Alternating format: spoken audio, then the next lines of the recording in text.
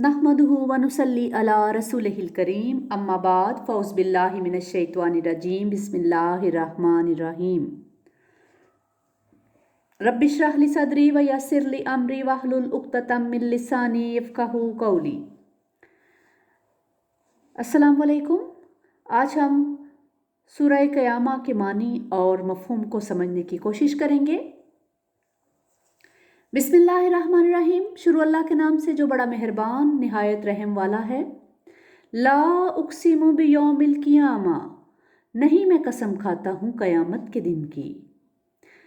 मतलब ये कि तुम्हें तो मरने के बाद दोबारा ज़िंदा होना नामुमकिन नज़र आ रहा है और इस बुनियाद पर तुम लोग वक़ूए क़यामत के बारे में शक व शुबहात का इजहार कर रहे हो, मगर मुझे इसके वक़ू के बारे में इस कदर यकीन है कि मैं इसकी कसम खा रहा हूँ।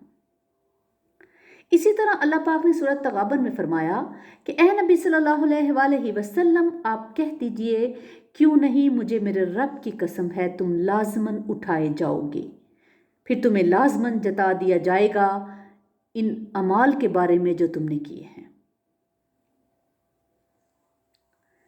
वला उक़सिमु बिन नफ्सिल लव्वामा, और नहीं मैं कसम खाता हूँ नफ्स लवामा की।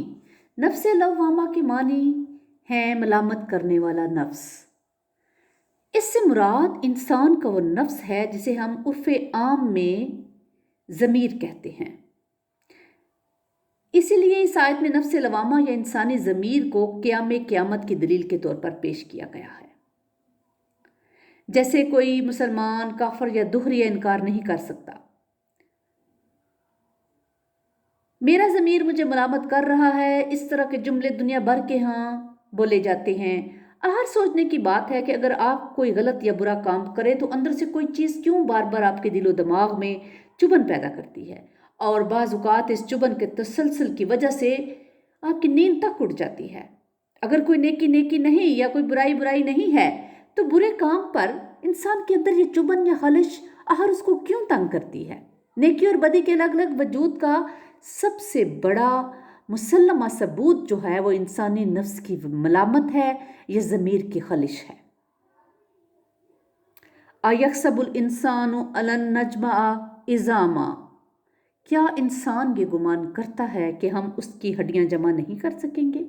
बला कादिरीना अला अन नुसव्विया बनाना, क्यों नहीं, हम तो पूरी तरह कादिर हैं इस पर भी कि हम उसकी एक एक पूर दुरुस्त कर दें। बल युरीदुल इंसान यफजुरा अमामा, बल्कि इंसान तो ये चाहता है कि फस्को फजूर आगे भी जारी रखे।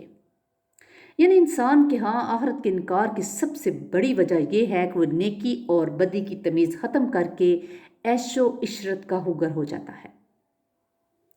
आखिरत के बारे में इंसान का ये रवैया ऐसा ही है जैसे बिल्ली को देखकर कबूतर आंखें बंद कर लेता है, लेकिन इस तरह इनके इनकार कर देने से क़यामत के वक़ू में कोई खलल नहीं आएगा।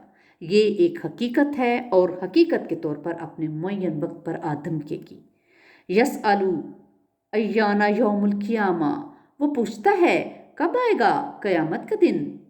यानी मुशरिकीन मक्का जो थे वो नबी पाक सल्लल्लाहु अलैहि वसल्लम से तंज़िया तौर पर ये बात पूछते थे, इसलिए इसका जवाब भी बहुत तीखे अंदाज में दिया गया है। सूरह ज़ारियात में अल्लाह पाक फरमाता है, वो पूछते हैं कब आएगा वो जज़ा और सज़ा का दिन जिस दिन ये लोग आग पर सींके जाएंगे। फ़ाइज़ा बारकिल बसर, पस जब निगाहें चुंदिया जाएंगी, वह सफल कमर, और चांद बेनूर हो जाएगा। इसका दूसरा मतलब ये भी है कि चांद सूरज के अंदर धंस जाएगा। वजुमे अशम्सु वल कमर, और सूरज और चांद यकजा कर दिए जाएंगे। यानी इस वक्त सूरज चांद समेत तमाम जो अजराम फल्की हैं वो कशिश सकल के कानून के तहत अपने अपने मदार में घूम रहे हैं। जब ये निज़ाम ढीला पड़ेगा तो तमाम कुर्रे आपस में टकरा जाएंगे। यकूलुल इंसानु यौमाइज़िन ऐनल मफर, उस दिन इंसान कहेगा कहाँ है कोई भाग जाने की जगह। कल्ला ला वज़र, हर किस नहीं, कोई जाय बना नहीं। इला रब्बिका यौमाइज़िनिल मुस्तक़र, उस रोज़ तुम्हारे रब ही के हजूर में जाकर खड़ा होना है।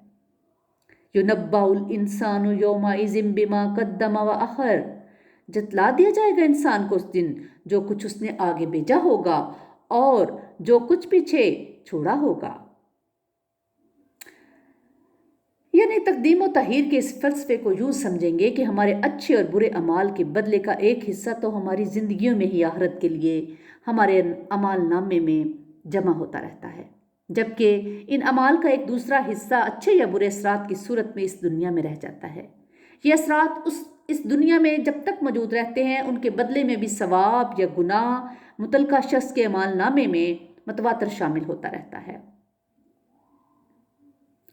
اس آیت کا ایک مفہوم یہ بھی ہے کہ قیامت کے دن ہر شخص کو واضح طور پر بتا دیا جائے گا کہ تمہاری یہ نیکیاں یا بدیاں تو وہ ہے جو تم نے براہ راست اپنے لیے آگے بھیجی تھی، اور یہ ثواب یا وبال وہ ہے جو تمہارے اعمال کے پیچھے رہ جانے والے اثرات کی وجہ سے تمہارے حساب میں جمع ہوتا رہا۔ استغفر اللہ۔ بل الانسان علی نفسہ بصیرہ، بلکہ انسان تو اپنے نفس کے احوال پر خود ہی خوب بصیرت رکھتا ہے۔ وَلَوْ أَلْقَىٰ مَعَاذِيرَهُ، اور چاہے وہ کتنے ہی بہانے پیش کرے۔ لَا تُحَرِّكْ بِهِ لِسَانَكَ لِتَعْجَلَ بِهِ، آپ اس کے ساتھ اپنی زبان کو تیزی سے حرکت نہ دیں۔ یعنی حضور صلی اللہ علیہ وسلم کا معمول تھا کہ جو ہی حضرت جبرائیل علیہ السلام وحی لے کر آتے تھے آپ نئے کلام کو فوری طور پر یاد کرنے کی کوشش کرتے۔ اسی پس منظر میں یہاں آپ صلی اللہ علیہ وآلہ وسلم کو تسلی دی جا رہی ہے کہ اس زمن میں آپ فکر مند نہ ہوں۔ اِنَّ عَلَيْنَا جَمْعَهُ وَقُرْآنَهُ، اسے جمع کرنا اور پڑھا دینا ہمارے ذمہ ہے۔ یعنی آپ تسلی رکھیں، قرآن مجید میں سے کوئی آیت یا کوئی لفظ آپ بھولیں گے نہیں، اس پورے کلام کی حفاظت اور ترتیب ہمارے ذمہ ہے۔ فَإِذَا قَرَأْنَاهُ فَاتَّبِعْ قُرْآنَهُ، پھر جب ہم اسے پڑھوا دیں گے تو آپ اس قرأت کی پیروی کیجئے۔ ثُمَّ إِنَّ عَلَيْنَا بَيَانَهُ، پھر ہمارے ہی ذمہ ہے اس کو واضح کر دینا بھی۔ قرآن مجید کی تفسیر سے متعلق یہ ایک بہت اہم وضاحت ہے۔ اس کا سیدھا سادہ مطلب یہ ہے کہ قرآن مجید کی اصل پیغام کی تفہیم بھی اللہ تعالیٰ نے اپنے ذمہ لے رکھی ہے۔ عملی طور پر اس کی صورت تو ایک یہ ہے کہ قرآن حسب ضرورت خود ہی اپنے احکام کی وضاحت کرتا ہے۔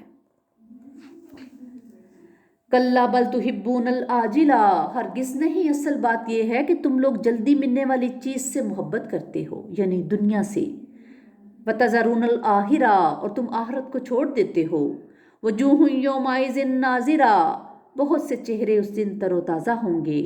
اِلیٰ رَبِّهَا نَاظِرَةٌ، اپنے رب کی طرف دیکھ رہے ہوں گے۔ وَوَجُوهٌ يَوْمَئِذٍ بَاسِرَةٌ، اور بہت سے چہرے اس روز اترے ہوئے ہوں گے۔ تَظُنُّ أَن يُفْعَلَ بِهَا فَاقِرَةٌ، ان کو یقین ہوگا کہ اب ان کے ساتھ کمر توڑ سلوک ہونے والا ہے۔ کَلَّا إِذَا بَلَغَتِ التَّرَاقِي، ہرگز نہیں، جبکہ جان آ کر پھنس جاتی ہے ہنسلیوں میں۔ وَقِيلَ مَنْ رَاقٍ، اور کہا جاتا ہے کوئی جھاڑ پھونک کرنے والا۔ یہ اس کیفیت کا نقشہ ہے جب بڑے بڑے ڈاکٹر جواب دے دیتے ہیں، حکماء اور اتباع معذرت کر لیتے ہیں اور عزیز اقارب کہنا شروع کر دیتے ہیں کہ بس جی اب دعا کریں۔ اس وقت بڑے سے بڑا عقلیت پسند شخص بھی چاہتا ہے کہ کسی جھاڑ پھونک کرنے والے کو بلا لیا جائے یا کسی تعویذ گنڈے والے کو پوچھ لیا جائے، شاید کہ ایسی کسی ترکیب سے اس کا پیارا موت کے منہ میں جانے سے بچ جائے۔ وَظَنَّ أَنَّهُ الْفِرَاقُ، اور وہ سمجھ جاتا ہے کہ اب جدائی کی گھڑی آ پہنچی ہے۔ یعنی آدمی کو یقین ہو جاتا ہے کہ اب اہل و عیال سے بچھڑنے اور بڑے ارمانوں سے بنائے ہوئے گھر اور مال و اسباب کو چھوڑنے کا وقت آ پہنچا ہے۔ وَتَفَّتِ السَّاقُ بِالسَّاقِ، اور پنڈلی پنڈلی سے لپٹ جاتی ہے۔ استغفر اللہ۔ یہ عین جانکنی کے وقت کی اس کیفیت کا ذکر ہے جب جسم کے نچلے حصے سے انسان کی جان نکلنا شروع ہو جاتی ہے۔ اس وقت وہ ناقابل بیان کرب اور شدید تکلیف کی کیفیت میں ہوتا ہے۔ اللہ تعالیٰ ہم سب کے لیے اس وقت آسانی میسر کرے، آمین۔ اِلیٰ رَبِّکَ یَوْمَئِذٍ الْمَسَاقُ، اس دن تو تیرے رب ہی کی طرف دھکیلے جانا ہے۔ فَلَا صَدَّقَ وَلَا صَلَّىٰ، پس اس نے نہ تو تصدیق کی اور نہ نماز پڑھی۔ وَلَكِنْ كَذَّبَ وَتَوَلَّىٰ، بلکہ اس نے جھٹلا دیا اور پیٹھ موڑ لی۔ ثُمَّ ذَهَبَ إِلَىٰ أَهْلِهِ يَتَمَطَّىٰ، پھر چل دیا اپنے گھر والوں کے پاس اکڑتا ہوا۔ اولا لکا فاولا، افسوس ہے تجھ پر افسوس ہے، سما اولا لکا فاولا، پھر افسوس ہے تجھ پر افسوس ہے۔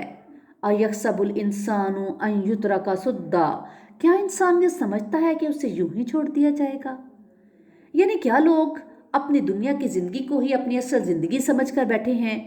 کیا وہ یہ بات نہیں سمجھتے کہ انہیں دوبارہ زندہ نہیں کیا جائے اور ان کا حساب تب نہیں ہوگا اور انہیں ان کے کیے ہوئے اعمالوں کا، ان کے کرتوتوں کا خمیازہ نہیں بھگتنا پڑے گا؟ الم یکون نطفۃ من منی یمنا، کیا وہ حقیر پانی کی ایک بوند نہیں تھا جو رحم مادر میں ٹپکائی جاتی ہے؟ ثم کان علقہ، پھر وہ ایک القا بنا، یعنی پانی کی اس بوند نے جونک جیسی شکل اختیار کر لی جو رحم مادر کی دیوار کے ساتھ چمٹی رہی۔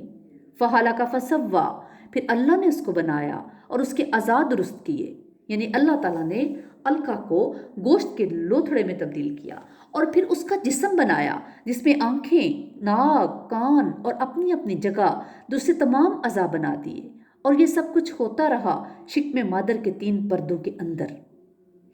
فجعل منہ الزوجین الذکر والانثی، پھر اسی سے اس نے 2 زوج بنائے، نر اور مادہ، یعنی کسی کو اس نے مرد بنا دیا اور کسی کو عورت۔ الیس ذلک بقادر علی ان یحیی الموتی، تو کیا وہ اس پر قادر نہیں کہ مردوں کو زندہ کر دے؟ یعنی کیا تم لوگ جانتے نہیں ہو کہ اللہ تعالیٰ نے انسان کو گندے پانی کی بوند سے پیدا کیا ہے؟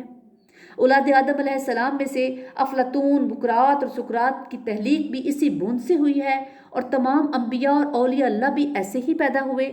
صرف حضرت عیسیٰ علیہ السلام کے استثناء کے علاوہ نسل انسانی کے تمام افراد اللہ تعالیٰ نے اسی طریقے سے پیدا کیے ہیں۔